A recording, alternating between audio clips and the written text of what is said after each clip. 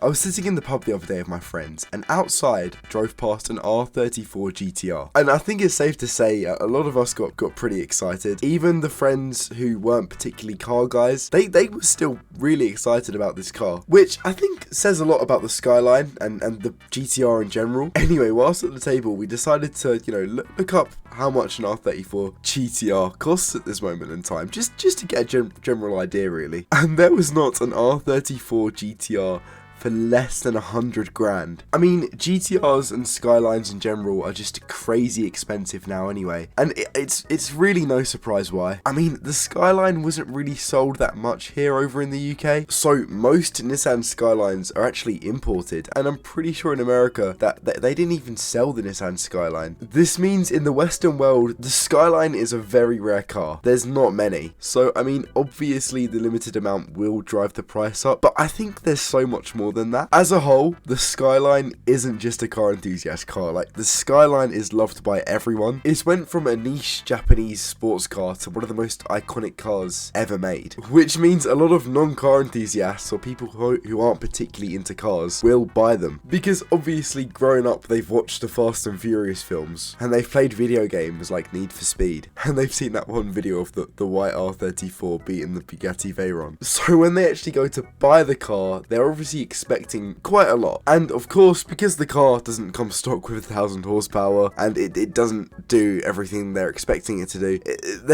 they get bored very quickly and disappointed. So these people will do two things. They will either, number one, sell the car, which is obviously put higher up than the price they paid for it before, because that's just how it seems to work with Skylines, with the second option being to modify the car until it hits 1,000 horsepower, which goes on to make the stock cars even more rare. It's almost like an endless cycle, and they just keep getting more and more expensive. I mean, even the R35 GTR has struggled to depreciate, and there are so many R35 GTRs, but it just goes to show how popular these cars actually are. But I'm just not sure if an old Skyline is worth 100 grand, or even like an R32 or R33. I mean, they're not 100 grand, but they're still so expensive for what they actually are. Now, the RX-7 is one of my favourite cars of all time. The FD RX-7 is just such a good looking car, and I think every single car enthusiast has a bit of a soft spot for rotaries. And I mean, the FD RX-7 is probably the king of rotary engines, but come on, it just looks so good. Unfortunately though, I'm probably never going to be able to afford one of these cars. It definitely is my favourite car in this video, but they are just getting so expensive. I mean, going back 10 years ago, like a decade ago, you could probably get all of the cars in these videos for half the price they're at now. And the issue with cars like the RX-7 especially is they're getting more and more rare. The thing is, we all know that the rotary isn't the most reliable engine in the world, but I mean, I've sort of mentioned this in other videos, and I think it's one of the worst things car enthusiasts do, because they can spend a lot of money and be quite disappointed when they realise how much hard work can go into looking after a classic car, or especially a car like a rotary. The thing is, rotary engines need a bit of love and care, especially the older ones in the FDs. It's always good to have a little bit of experience working on cars before you buy a car like this, especially a young, eager car enthusiast may pick up an old RX-7 and then it just ends up sitting on their driveway. To be fair, it's probably one of the reasons why the RX-7 isn't the most expensive car on this list, because people don't realise the hard work it takes to maintaining the car, and then when it goes wrong, the actual fixing costs of the car as well, along with the general unreliability. So people just tend to sort of want to get rid of them, which is probably why they're one of the least most appreciated cars on this video, but they're also much more of a rare car because they're just so hard to look after. Also, the RX-7 is one of them cars that's just been featured in loads of films and video games too, so no wonder why it's a popular car. I think it's safe to say that the Honda NSX is probably one of the best supercars of all time, and not only that, it used to be one of the most affordable supercars of all time. Also, I mean, this car is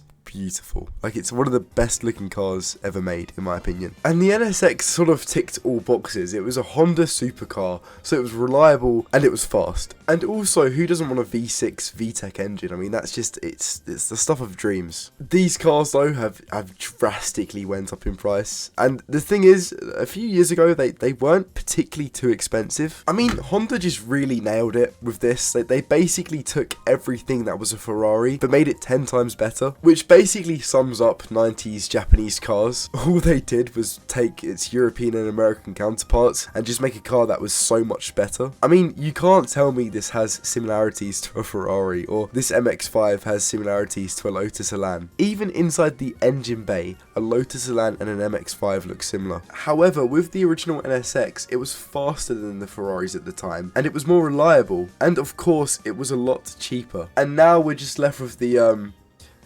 well, we'll just move on from this one. To be honest, I'm actually a big fan of the new NSX, but I know most people hate it, so that's enough said. It's just a real shame though that the older NSX has sort of became opposite to what it once was. A lot of them are actually collector's cars now, which is quite a sad thought, but it does sort of make sense. Now, a car that's been used and abused more than any other car on this list is the Nissan Silvia. Now, I actually got to see a Silvia today. It was an S14 and it looked really nice. However, they've just been abused so much over the years. There's so many Nissan Silvias on Facebook Marketplace that just don't even have an engine, or just Nissan Silvias that look like this. I mean, is this even a car anymore? I mean, what is this? You see, a few years ago, you used to be able to pick up a Nissan Silvia for really cheap. And as we all know, most Nissan Silvias got turned into drift builds because they just had a really good chassis to drift on. Also, they were just really easy to tune and modify. However, like most cars I've talked about in this video,